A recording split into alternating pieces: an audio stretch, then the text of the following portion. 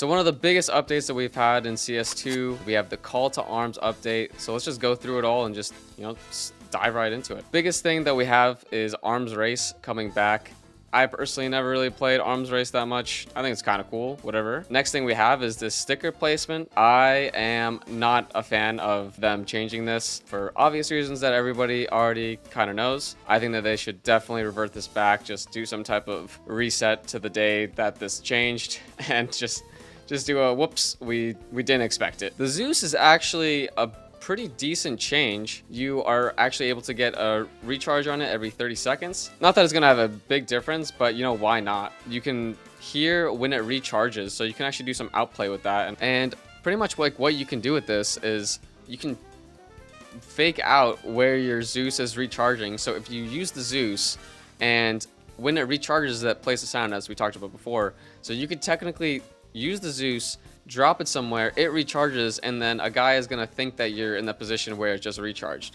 So pretty cool from Jackie thinking of that. Let's get into the actual stuff, which is the release notes. Smokes now cast shadows. I think that this is a really big change. The smokes actually just look different in game. They're a little bit blockier.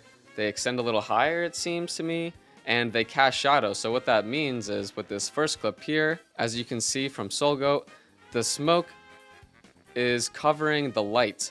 And this was actually a problem in CS because, especially on Ancient, if you ever had to go through a smoke that had a light, they could still see you going through the smoke. I think that it's a good change, but there's been a lot of bugs that came with it, as we could see here, where you can see the outline of the guy coming through the smoke. And I've already played like 1 day so far with this patch. I think it's very much close to impossible to run through a smoke if somebody is staring at it because of this bug. You can just simply die because of it. We have one more from Kriaz, which is showing a one-way that unfortunately is with like a lot of the smokes now, where this is definitely unintended. I think that there's just been some unintended changes to the smokes of like how they work since they try to get rid of the shadow, where you just actually could not see someone if they were in that smoke. Hopefully it gets fixed. So as you can see, the smokes have gotten a pretty big update. I like the idea that they're going for because I think it was just too hard before in some certain maps, like Ancient especially, and Nuke if there was like a shadow that was cast. So I like that you can kind of do something about it. But yeah, of course, there's some bugs that have happened because of this change. Now into some gameplay stuff. Refund all button. I think that's nice. Why not? Added a setting to disable first person bullet tracers. Now, I think that a lot of people are very happy about this change. Personally, for me, I don't use this. I'm not planning to turn it off because I like the tracers. I think that it's easier to tell where you are in the spray. I think that it's helpful for most people. So I don't recommend any new players to turn this off unless you really know, what you want and like what you're doing, because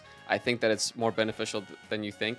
Even though it's not completely accurate, I think that it's a very good reference and it's helped me. I think that you should definitely keep it on unless you really know that you don't like it. Player pings are no longer blocked by invisible geometry, so they're just making this more accurate.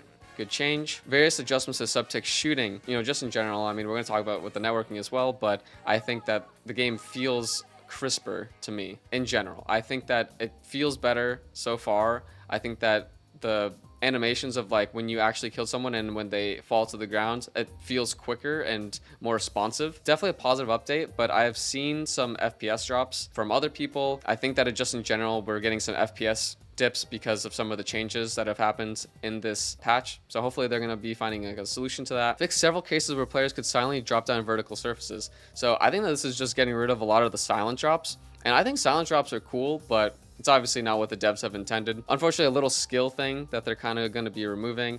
Unfortunate, but I understand why. Fix an issue where collisions between players were jittery. This is pretty much fixing the rubber banding when you'd be running out of spawn. If you slightly graze your teammate, then you're just going to be rubber banding pushed back. It just felt awful. So very, very nice change. And then some miscellaneous changes to the sound tier. Haven't really messed with these too much. And then for networking, reduced peeker's advantage in many cases. I have played a full day of this. I think that it's noticeable, but not by too much. So I think that they've done a pretty good job, at least on like the first day of me playing, where I feel like it hasn't been like overtuned or anything like that. Just this whole entire thing is about Peeker's advantage, and they're trying to make sure that they solve that, since that's been one of the main issues that people have been talking about ever since CS2 came out. Definitely has been hard to hold angles. Gonna just be keeping an eye on if that's gonna be something that everyone's happy with, like how how it feels now. Added an option to buffer server updates and user commands by 1 or more packets. This is pretty much just giving us back CL interp and interp ratio type stuff, where you can just adjust that command. In your settings, in the game tab, we have buffering to smooth over packet loss. You can put that to none, 1 packet or 2 packet, and you pretty much want to be adjusting this when you have loss or some network issues.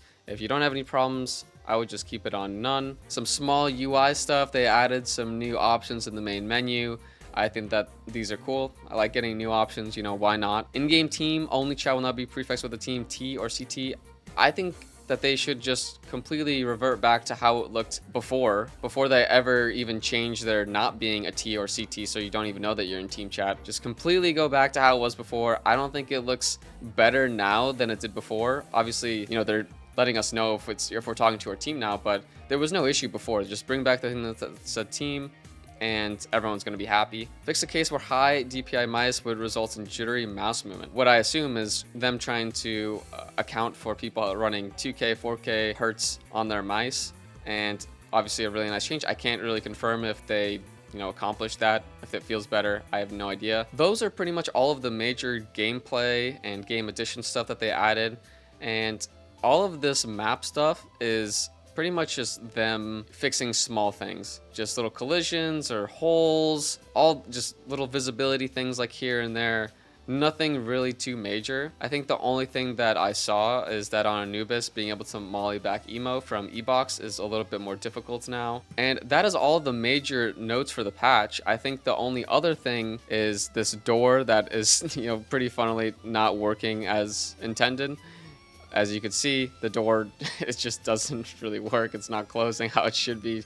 Door doesn't know what it's doing. Same thing with Monacy here. He's also showing that the door is broken, not only just on Overpass, but it's also broken. And I'm very surprised that they're going to be using the new update for Katowice playoffs, considering I think that the smoke bug is a really major issue. I'm not really sure how the teams are going to deal with that, since, you know, going through smokes, you kind of have to do that sometimes.